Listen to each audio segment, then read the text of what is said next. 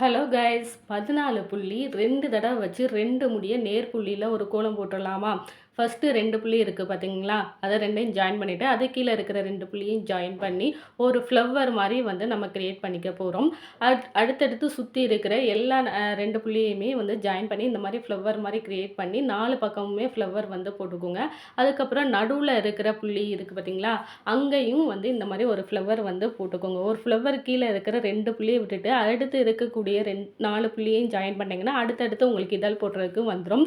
இப்போ சைடில் வந்து ஒரு 3 ரோ இருக்குது பார்த்தீங்களா, அதில் நடுவில் வந்து 4 புள்ளி வந்து இருக்கும். மேலே ஒரு புள்ளி, கீழே 2 புள்ளி, அது கீழே ஒரு புள்ளின்னு அதை சுற்றி இந்த மாதிரி பாக்ஸ் மாதிரி போட்டுக்கோங்க. பாக்ஸ் போட்டுட்டு நடுவில் ஒரு கோடு மாதிரி போட்டுட்டு அந்த கோடில் இருந்து இழுத்து அந்த கோடில் இருந்து எடுத்து வெளியே இருக்கக்கூடிய அந்த புள்ளியை சுற்றி 2 சைடுமே போட்டிங்க அப்படின்னா ஒரு ஹார்டின் ஷேப்பில் வந்து வரும். அதுக்கப்புறம் ஃப்ளவருக்கு கீழே இருக்கக்கூடிய அந்த 4 புள்ளியுமே இந்த மாதிரி கம்பி மாதிரி இழுத்து